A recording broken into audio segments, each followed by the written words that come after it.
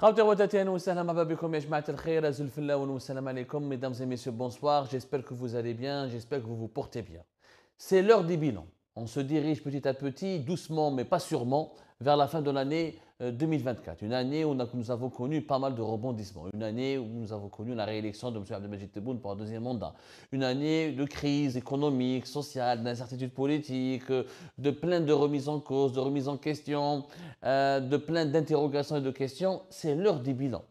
Que peut-on tirer de cette année 2024? Et nous allons aujourd'hui parler d'un secteur clé. C'est même pas un secteur, c'est ce qu'il y a de vital dans la vie. La vie, on a besoin d'eau, mais on a aussi besoin de liberté. Il n'y a pas que l'eau ou la nourriture ou le logement ou le salaire. Les libertés publiques et individuelles, les droits de l'homme sont la condition sine qua non pour une vie agréable, pour une vie digne, pour une vie, pour le bonheur tout court. Et c'est pour cette raison que nous allons aujourd'hui parler de ce rapport réalisé par le non-ONG algérienne. Parce que d'habitude, malheureusement, quand on parle des droits de l'homme en Algérie, on n'a que des rapports réalisés par ou des instances de l'ONU, l'Organisation des Nations Unies, ou par des ONG étrangères.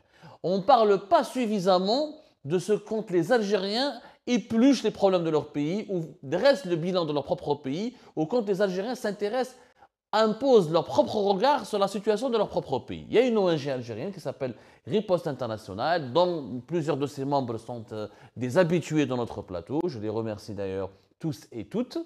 Et Riposte Internationale, c'est une ONG fondée par des Algériens de la diaspora algérienne. Aujourd'hui, j'ai l'immense plaisir d'accueillir avec moi Ma'ammar Boukhalfa. Marhaba bik. Merci beaucoup, mon ami, d'avoir accepté notre invitation.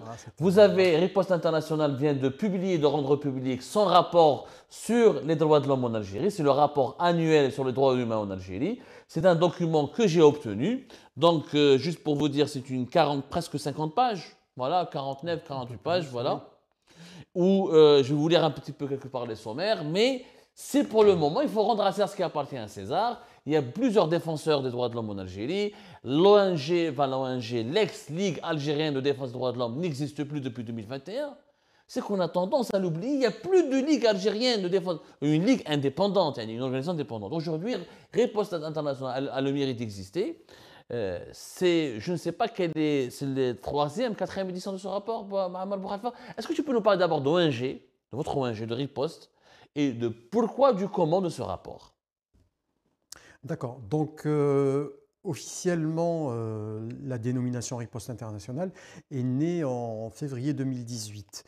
Mais on a connu d'autres essais depuis à peu près la crise du MSAB.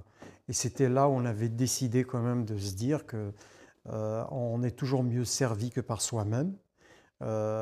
Comme tu l'as bien souligné tout à l'heure, personne ne peut réellement parler de nos problèmes au sens où nous comprenons un peu tout ça, si ce n'est nous-mêmes.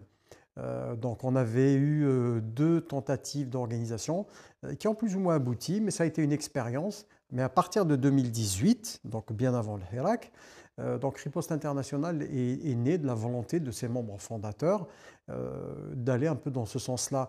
Pas uniquement dans le sens de la dénonciation ou tout ça, mais c'était organiser, communiquer, des journées d'information, des conférences, sur tout ce qui concerne,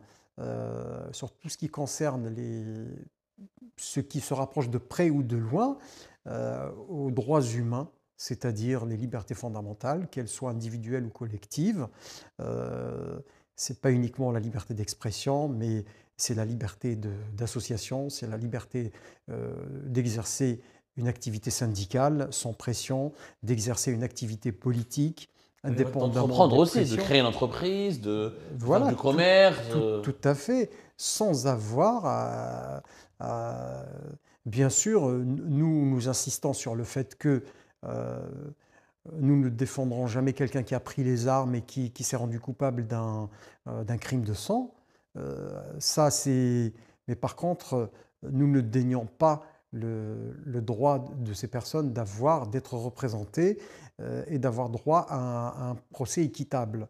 Le procès équitable, est un droit fondamental aussi qui doit être garanti. Le procès équitable sous-entend qu'on n'est pas en face d'une parodie de justice comme celle qu'on a connue depuis à peu près un certain nombre d'années. Il ne faut pas oublier que Merzouk Touati fait l'objet, qui est un journaliste citoyen, fait l'objet de harcèlement bien avant le Hirak. Nous avons eu le docteur Kamel Fkhardine, qui a fait l'objet de harcèlement bien avant. Et nous avons encore des détenus qui sont originaires du MZAB, qui sont encore qui souffrent. Et le cas de Mohamed Tamelt est quand même assez important. Voilà. Alors, quand je vois votre rapport, mon cher Mahmoud, alors il y a le sommaire, on parle de la loi sur l'information, ces modifications du 27 août 2023, les modifications du code pénal algérien, l'accélération de la répression à l'occasion des élections présidentielles. Il y a un chapitre qui est dédié aux libertés d'expression, d'association, de réunion. Plusieurs cas qui ont été cités, des cas de l'écrivain Ali Belhout, le réalisateur Lamine Meddouren, l'harcèlement des journalistes. C'est vraiment riche en informations. Oui. Alors, déjà, ce rapport, c'est quoi, la troisième, quatrième édition, c'est combien? On a oublié de répondre à cette question. Alors, c'est pas la première fois que vous faites un rapport annuel, un bilan. Non, pas du tout, puisque ça c'est un rapport annuel. Donc, nous avons tenu à le faire de manière annuelle depuis le début du Hirak. Depuis 2019. Voilà. Mais pour vous dire le nombre de rapports exacts qu'on a fait, parce qu'il ne faut pas oublier, c'est qu'à un moment donné, ce qu'on a comptabilisé, il y a eu plus de 11 000 arrestations. 11 000 arrestations depuis 2019. Oui, donc qui ne se sont pas forcément toutes soldées par des condamnations, mais pour vous dire à quel point ces arrestations ont contribué à créer ce climat de terreur. Alors justement, pour parler des données, il y a combien de prisonniers politiques en Algérie? Est-ce que ces chiffres-là sont fiables?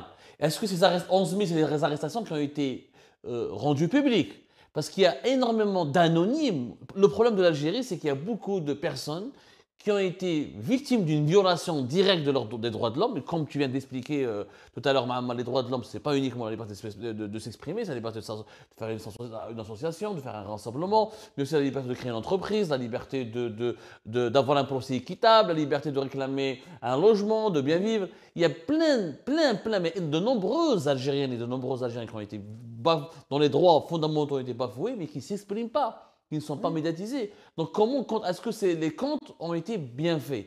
Ou est-ce que la réalité est beaucoup plus dramatique que les chiffres dont nous allons parler? Par exemple, les détenus politiques, on a combien que vous avez recensés?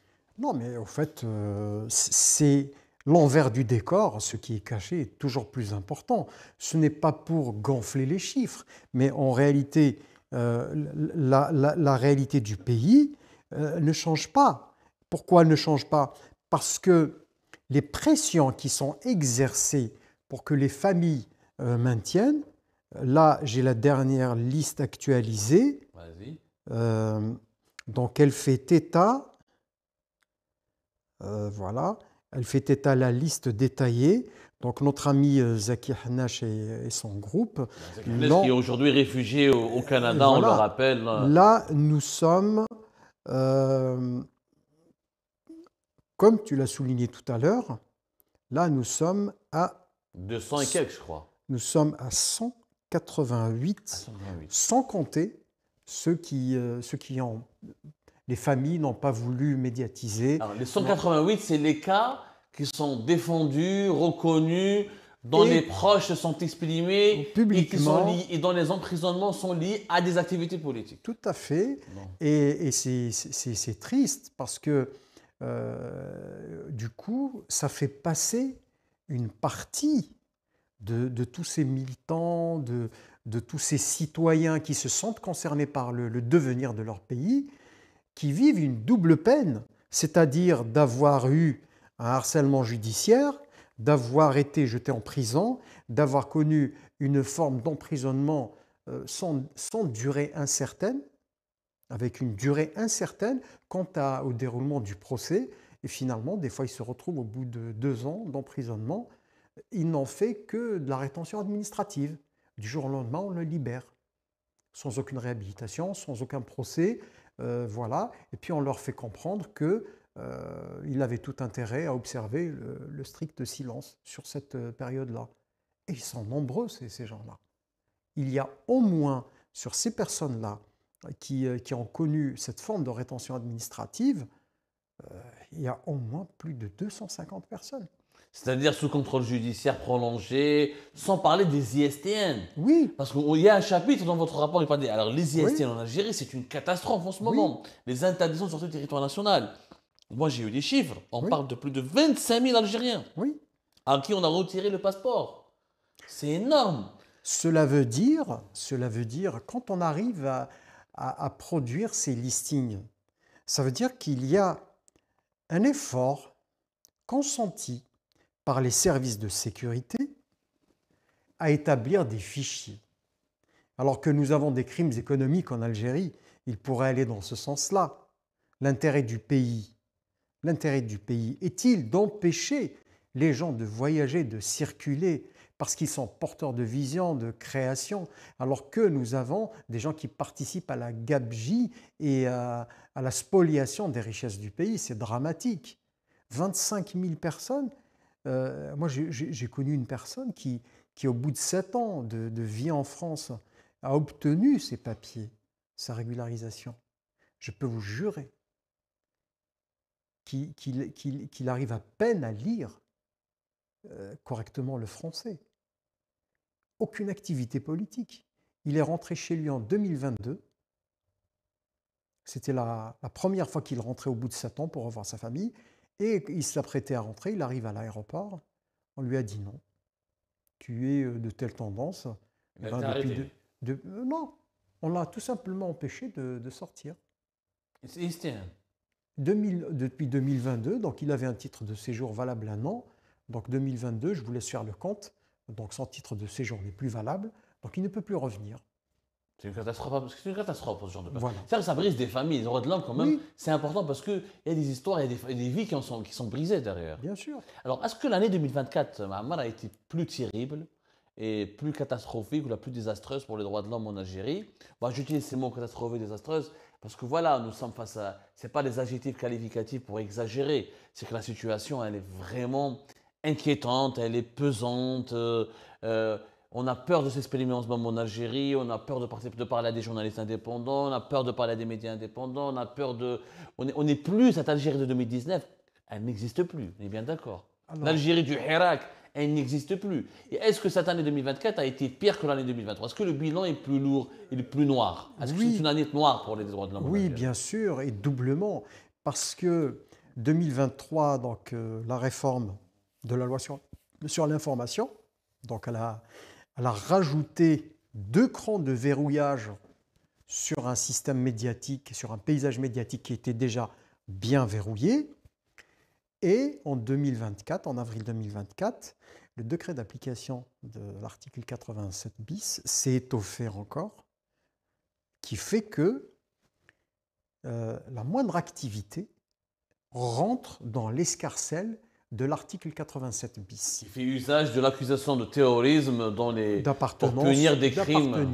Voilà. C'est-à-dire, on vous dit tout simplement, vu de ce que vous avez dit, de ce que vous avez fait, donc vous appartenez à une organisation terroriste. Et cela suffit pour vous mettre en détention préventive. Donc, elle a été catastrophique aussi dans quel sens? C'est que le climat psychologique fait des Algériens qui veulent s'exprimer, qui veulent prendre position sur des sujets, donc ils se retrouvent dans une forme d'autocensure. Vous imaginez ce qui est extrêmement difficile pour un Algérien qui était pris de liberté, donc il se censure, il s'autocensure, il se censure lui-même, donc il ne dit plus ce qu'il pense.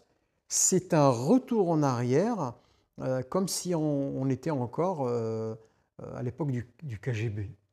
Les gens régression. C'est une régression. Tout à fait. Une régression. C'est dramatique. Nous n'avons pas connu ce genre de nous n'avons pas connu cette configuration, cet état d'esprit pendant les années Bouteflika, il faut le dire. Voilà. Donc, les activistes politiques, les responsables politiques, quand ils ne sont pas soumis à un contrôle judiciaire, ils sont soumis à une forme de pression psychologique, de harcèlement judiciaire. Le cas de Karim Tabou qui ouvre la porte de chez lui, Bah, il c'est voit vrai, une dizaine de véhicules absolument. banalisés Absolument. chez lui. Le cas de Fethi Ras qui se fait ramasser toutes les 10 minutes parce que quand il assiste à un procès, il prend la parole en public et on les salue tous. Le cas de Mohsin Belabès qui est quand même sous contrôle judiciaire. Alors qu'il a été jugé Oui. et condamné. C'est ce qui est incroyable. Voilà, donc c'est une espèce d'épée de Damoclès sur les têtes de ces personnes. Mais vous imaginez par la suite sur les citoyens lambda. C'est-à-dire qu'on a créé un état le climat de la terreur qui est fondé sur un arsenal juridique maintenant. C'est très simple, 87 bis, tu vas en prison et tu... Voilà. Tout opposant, tout activiste, tout journaliste, tout Algérien qui a une opinion différente peut être assimilé à un terroriste. Tout à fait. Et le drame, c'est que ça démonétise complètement, sur le plan juridique, la réelle accusation d'activité terroriste. Quand on assimile une position politique à une forme d'activité terroriste, c'est-à-dire que celui qui va couper une tête ou celui qui va poser une bombe, on le met sur le même pied d'égalité que celui qui a écrit un article qui dénonce la corruption, qui dénonce la violation des droits humains ou qui a une vision politique qui est différente des autres. C'est quand même ubuesque. Et après, il y a une dévalorisation de tout ce qui est... C'est-à-dire qu'il ne restait pas grand-chose déjà. Hein. C'est-à-dire que les Algériens ne croient plus à la mission de protection des services de sécurité. Donc les Algériens, là où il y a des services de sécurité, se sentent en insécurité, donc ne croient plus en l'institution de la justice, parce que c'est devenu le glaive de l'injustice. C'est une justice de téléphone, mais maintenant c'est un peu plus étoffé. Mais le drame, c'est les ISTN, c'est le chantage à l'entrée et à la sortie du territoire national. Ça, c'est nouveau. Ouais. Aujourd'hui, pour un activiste comme moi, que ce soit un militant des droits humains ou un activiste politique, je fais le distinguo, tu vas rentrer en Algérie, donc tu vas aller au consulat, tu vas signer un engagement où tu vas te soumettre, voilà, il faut dire la vérité. Non, dire que, non seulement, et puis par moment, on te demande de te filmer et dire que tu t'es trompé, ou un truc comme ça, c'est une espèce tu t'engages à renoncer à toute activité politique qui est jugée, entre guillemets, subversive par le pouvoir actuel. Oui, et donc du coup, c'est la suprême, c'est la cerise sur le gâteau pour le régime. C'est-à-dire que les gens sont... oui, bien sûr, on a des parents qui sont en Algérie, beaucoup ont des mamans, des papas qui sont âgés, qui sont dans un état de santé où ils sont malades. Voilà, ce qui est tout à fait naturel. On a des défunts, on ne peut pas assister à leurs enterrements. C'est le drame. Donc, quand ces phénomènes se conjuguent,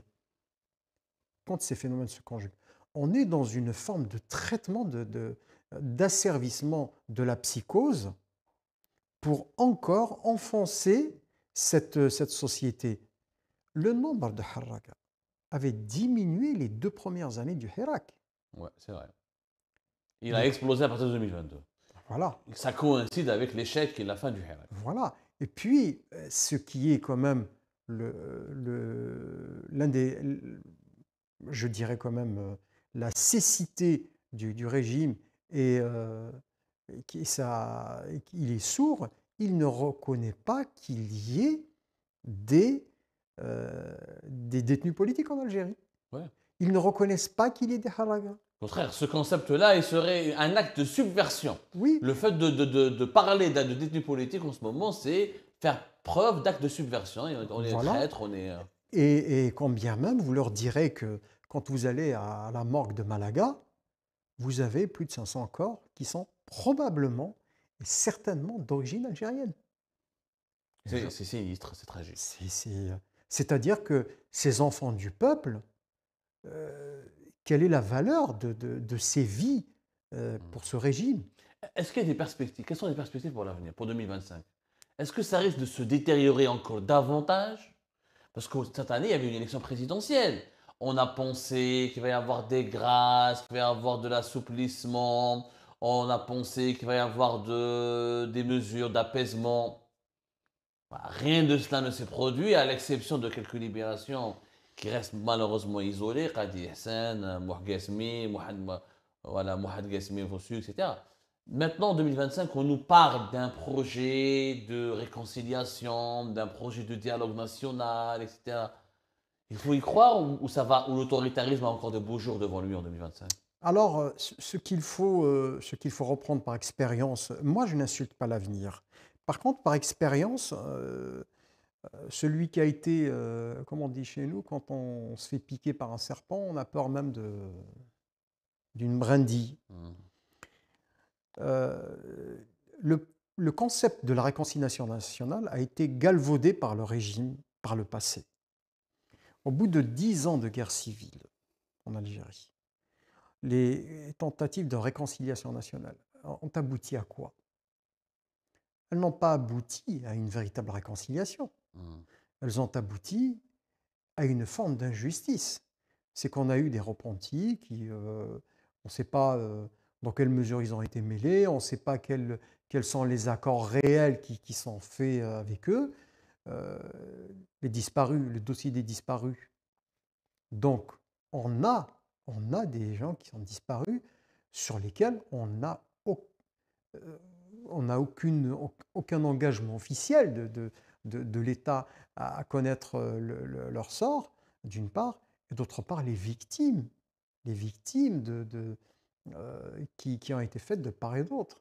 Nous n'avons pas, nous n'avons toujours pas de réponse sur les assassins de En Tarjaout. fait, pour toi, bah, moi, c'est un mauvais souvenir c'est de rappeler, d'utiliser encore la réconciliation. Mais il se réconcilie avec qui? À l'époque, il y avait une guerre civile, mais là, il n'y a pas de guerre civile. On va se réconcilier entre qui? Mais c'est-à-dire, C'est ça. le principe de la réconciliation, cela sous-entend euh, qu'il y a un cadre, qu'il y a un cadre de liberté où la société va s'organiser, où la société va débattre, va s'organiser elle-même pour pouvoir aller présenter, amender un projet elle-même aussi, son contre-projet de réconciliation. Or, quand on est dans une situation, la Mahmida ou Rcha Mahmida, Exactement. les dés sont pipés dès le départ. C'est-à-dire que le régime, il va convier ses propres organes, ses propres excroissances pour parler de la... Est-ce que les acteurs politiques actuels qui sont tolérés, encouragés, en dehors des organisations politiques Ahzab el-Moualet, qui sont pro-régime, est-ce qu'il y a des partis et des organisations politiques qui sont autonomes, qui activent librement sur le terrain? Non, c'est une réalité. Est-ce que nous avons un tissu associatif qui est libre? Non, il n'y en a pas. Est-ce que nous avons des organes de presse, que ce soit électronique, que ce soit télévisuel, que ce soit presse écrite, tout ce que vous voulez? Est-ce qu'il y a un espace de liberté pour que la société algérienne puisse s'exprimer et dire quel est son point de vue, qu'est-ce qu'elle veut comme lendemain pour l'Algérie? Alors, donc en 2025, ça ne changera pas? C'est pas que ça ne changera pas. Ce qui est dramatique Non, mais pour nous, les attentes, est-ce que l'espoir est permis ou ça risque d'être encore plus compliqué comme en 2024? alors nous, on pense que ça sera difficile. Par contre, ce qu'on ne souhaite pas, nous ne souhaitons pas qu'un projet d'ouverture politique se fasse dans des conditions dramatiques. J'entends. C'est-à-dire, il ne faut pas hypothéquer l'avenir de l'Algérie. Tant qu'il y a des possibilités de pouvoir libérer les espaces politiques, les espaces médiatiques, permettre à la société civile de sécréter d'abord ses propres représentations, qu'elle puisse enrichir, ce n'est pas en une année. Je pense que 2025, le gage que pourra donner le régime, c'est de rétablir un minimum de liberté de circulation. Mais rien ne peut se faire déjà si les, à peu près les 250 détenus politiques ne sont pas libérés, réhabiliter celles et ceux qui ont eu une condamnation injuste, il faudra les réhabiliter parce que c'est leur reconnaître leur statut de victime, non pas de victime lambda, mais de victime d'un régime qui leur a dénié le droit fondamental de s'exprimer, de s'organiser, de manifester. Ça, c'est très important. Ça, c'est le gage. L'ouverture du champ médiatique et politique à l'activité plurielle, sans chantage à la clé pour la pub ou tout ce que l'on connaît, sans chantage de saisie, de fermeture, comme ce fut le cas pour Radio M et l'entreprise et la holding qui l'a géré. Là, c'est l'exemple le plus frappant de ce qu'il ne faut pas Absolument. faire. Absolument. Donc, Alors, il faut rétablir un minimum de cadre Amal, de liberté. au départ, durant de 2022 à 2024, on avait l'impression que l'Algérie a été oubliée par la presse internationale. Hmm. Que les atteintes aux droits de l'homme, il y a ensuite il y a eu la guerre contre la population de Gaza, les crimes de l'armée israélienne contre la population palestinienne. On a complètement oublié le sort des Algériens et des Algériens. Et puis l'affaire Boualem Sansal. Du jour au lendemain, on voit un battage, une mobilisation extraordinaire en faveur de l'écrivain franco-algérien Boualem Sansal. Alors, une question sincère. Est-ce que pour une ONG comme la vôtre, est-ce que Boualem Sansal est un détenu politique? Oui ou pas? Est-ce que c'est un détenu d'opinion? Et pourquoi on n'a pas pu avoir autant de mobilisation en faveur de d'autres personnalités algériennes qui ont été plus gravement encore réprimées ou aussi gravement réprimées que Boualem Sansal? Pourquoi il n'y a pas eu autant de mobilisation? Est-ce que parce que c'est un Français?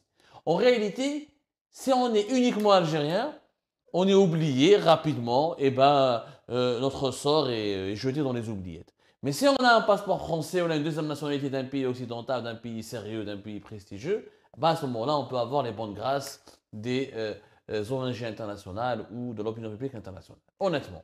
Alors, juste avant de répondre à la question, Mohamed Tamat, Allah yarhamou, il était algéro-britannique. Mm. Il avait la double nationalité. Absolument. Donc, ça n'a pas empêché qu'il ait connu une triste fin comme celle-là. Absolument, absolument, absolument. Sur beaucoup de détenus politiques et d'opinion en Algérie, il y en a qui ont la double nationalité, franco-algérienne. C'est vrai. Voilà. Merci de l'avoir précisé. D'ailleurs, on ne connaît pas leur nombre. Oui, non, mais alors certains ne souhaitent pas qu'on mette ça sur la place publique et on respecte. Mais il y a au moins 2-3 cas, comme le cas de la chanteuse hein. Aïcha Bentoui, je crois. Oui, oui, un peu plus. Est-ce que tu as un autre cas à citer juste pour démontrer qu'il n'y a pas Oui, que non, Boualem mais Sansal? un peu plus. On en a qui vivent ici, qui ont été condamnés par contumace. Non, je parle de personnes qui sont en prison en ce moment. Il y en a des Franco qui ont de la double nationalité. Oui, oui, alors on en a, mais ce qu'elles nous ont demandé, par l'intermédiaire de leur famille, de leur avocat, de ne pas mettre ça sur la place publique. Très bien. Voilà, on respecte un peu ces choix. Mais pour dire tout simplement que ça, ce n'est pas le motif. Le motif aujourd'hui, c'est que la levée de bouclier à propos de Boualem Sansal, nous, dans le principe, à l'ONG, nous avons dénoncé ce que nous appelons une arrestation. Voilà. Ce que nous déplorons, c'est que... Alors, je crois que ce n'est plus une arrestation, c'est un emprisonnement. oui, alors... Est-ce qu'il est un détenu d'opinion? Est-ce qu'il est un détenu politique, Boualem Sansal? Alors, le détenu d'opinion, c'est quoi? C'est une personne qui donne qui, au travers de déclarations, d'opinions, d'écrits, de propos publics tenus, tient des propos qui n'engagent que lui-même, mais se retrouver en procès pour ses propos fait de lui, ipso facto, un détenu d'opinion. Ça, c'est un fait. Que l'on soit d'accord ou pas avec lui, le problème n'est pas là. Donc, de facto, on a fait de Boualem Sansal un prisonnier, un détenu d'opinion. Oui. Et la gestion de ce dossier, après, moi, je ne peux pas me substituer aux autorités algériennes quant à la gestion de ce dossier. Et par contre, le battage médiatique qui s'est fait, la levée de bouclier qui s'est faite en France et en Europe, le concernant, je souscris jusqu'à une certaine limite dans ses positions de principe, Mais, comme tu l'as si bien dit, euh, pourquoi cette, cette dénonciation sélective? On découvre qu'il y a des détenus politiques algériens uniquement au travers du cas de Boualem Sansal. Donc c'est ce qui est dommage. C'est ce qui est dommage, c'est parce que l'arrestation elle a commencé bien avant 2024, elle a commencé euh, bien avant 2019. Et Mais Ammar, justement, si on était. Pourquoi, peut-être, je me fais hmm, l'avocat du diable, mais, mais si quelqu'un te disait, mais vous, les défenseurs des droits de l'homme en Algérie, vous devriez vous en réjouir. Et vous devriez exploiter cette opportunité de médiatisation pour parler de tout le monde. Pourquoi on n'exploiterait pas cette opportunité pour dire, ah, vous vous êtes réveillés, vous avez découvert que le régime algérien est une dictature absolue, mais il n'y a pas que Boualem Sansal, il y a les autres. Mais j'ai l'impression qu'au contraire, que les défenseurs des droits humains se sont un petit peu retirés, se sont un petit peu revenus, comme s'ils étaient un peu gênés par cette affaire de Boualem Sansal, honnêtement. non, non, absolument pas. Nous faisons le distinguo. La preuve, nous avons édité notre rapport 2024. Ouais. Le rapport 2024, donc cette année, donc la première institution qui est destinatrice et qui sera destinatrice de ce rapport, ce sera la chancellerie algérienne. L'ambassade d'Algérie. Voilà. Donc je pense que la moindre des corrections, c'est quand même de l'adresser, de le déposer au pays qui est concerné par ce rapport. C'est la moindre des choses. D'autre part, nous avons toujours, juste j'ouvre une parenthèse et je la ferme, nous avons édité plus de 26 rapports sur la situation des droits de l'homme en Algérie. Qu'ils aient été mensuels au plus fort moment. 26 rapports, Oui, c'est un travail voilà. documentaire. Hein. Voilà. Et nous n'avons pas, pour habitude d'avoir des réactions épidermiques. C'est-à-dire que nous ne faisons pas une déclaration pour chaque détenu ou chaque arrestation arbitraire. Le cas échéant de Mohamed Taferka dont vous avez parlé, Qui est binational. qui est binational, Et qui a fait de la prison et dont personne n'a parlé. qui a été arrêté, il avait 74 ans, qui est sorti, il avait 75 ans, Le même âge que Boualem Sansal. voilà, qui, euh, qui, euh, qui aime profondément son pays,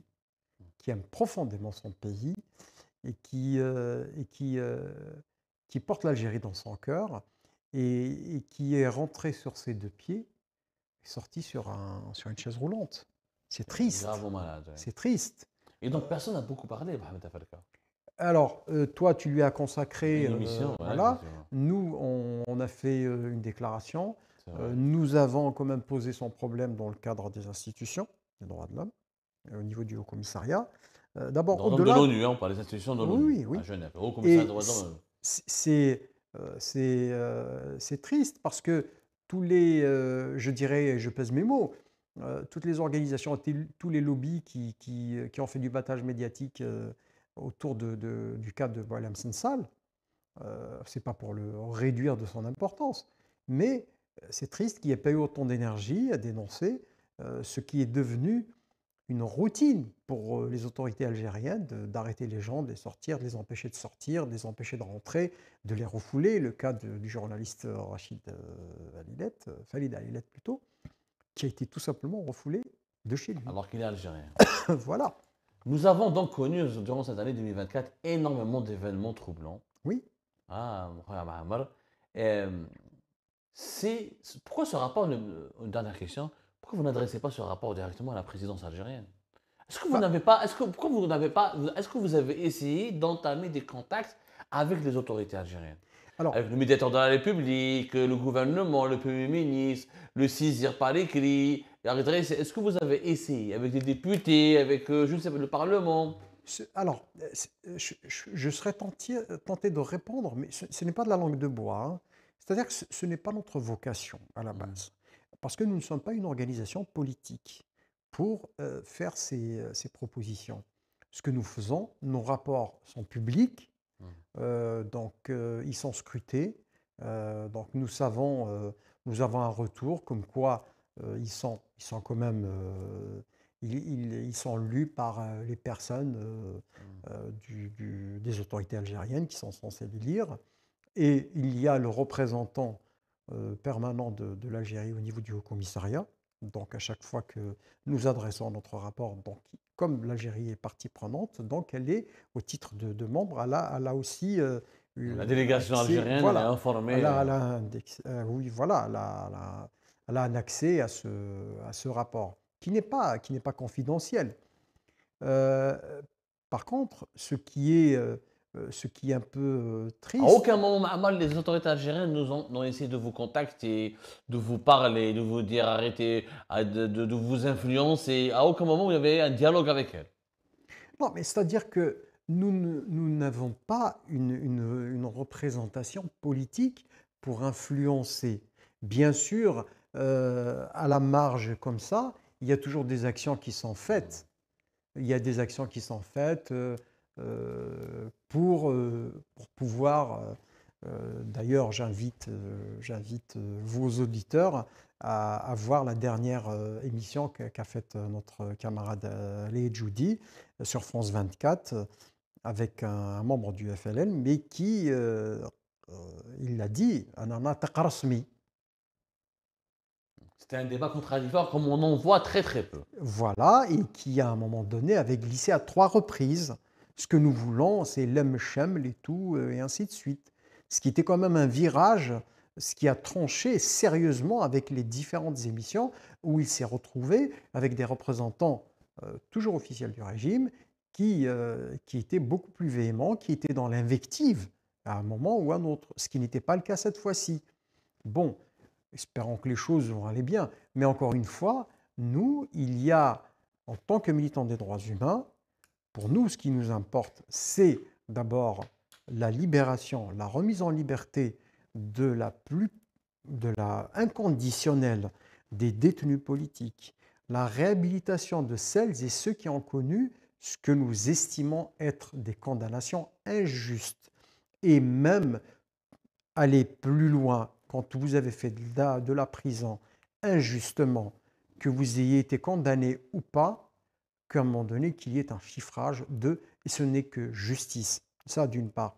Et d'autre part, il ne peut y avoir de lemchaml, il ne peut y avoir de réconciliation s'il n'y a pas d'ouverture du champ médiatique, du champ politique, du champ associatif et syndical.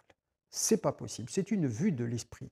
C'est-à-dire, encore une fois, euh, le régime, il veut être à la manœuvre et ça échoue. Ça échoue parce qu'il ne peut pas y avoir. Tu imagines dans quelles conditions tu as couvert quand même les élections présidentielles.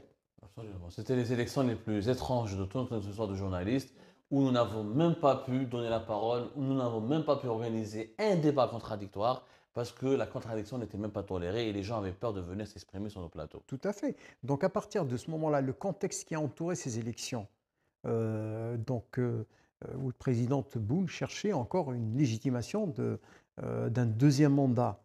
Et c'était encore pire que le premier. Le premier, il a eu un score dérisoire, mais le deuxième mandat aujourd'hui.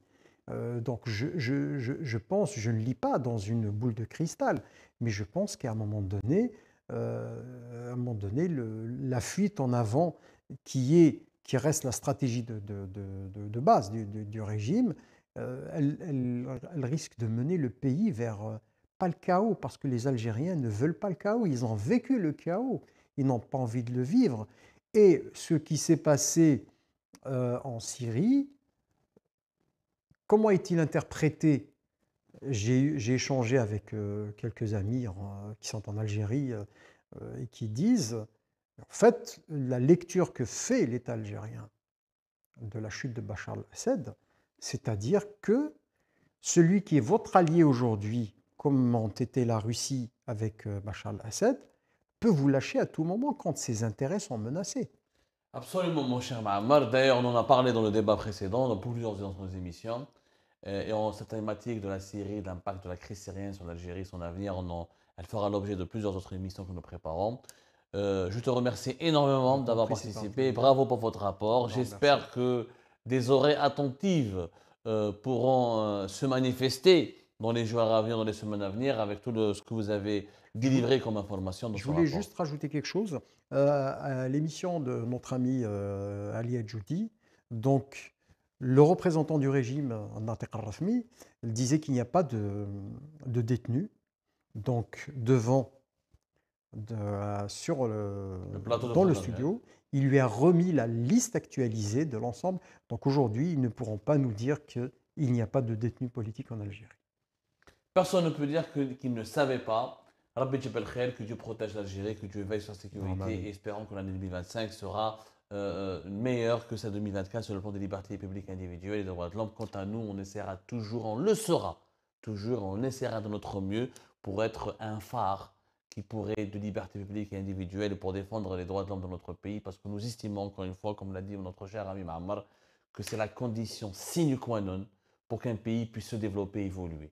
Un pays sans liberté, c'est un pays sans dignité. Un pays sans droit, c'est un pays sans avenir, parce qu'il y a sans honneur.